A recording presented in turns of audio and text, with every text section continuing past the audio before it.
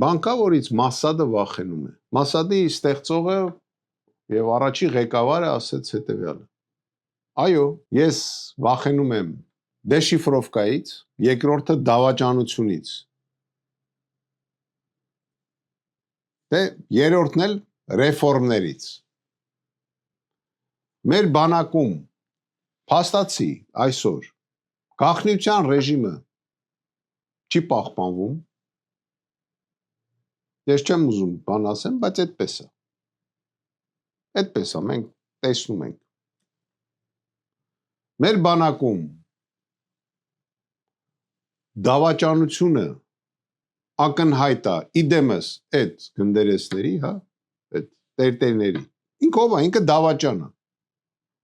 Ինքը դավաճանել է եկեղեցուց դուրս է եկել, դավաճան է դարձել, մի բերել են, նստրել են զինվորի դեմը։ Զինվորը իրան նայելով ինչ է ընկալելու, կամ պետք է հասկանա, որ սա դավաճան է եւ իրեն ատի, կամ էլ հասկանալու է, որ դա նորմա։ Զվաղը միսօր նույն այդ զինվորը կարա դավաճանի ամեն ինչ։ Չի կարա զինվորի դաստիարակությունով զբաղվեն մարդիկ, որոնց դեռ, այսպես ասեմ, 99%-ով իրենք դավաճան են։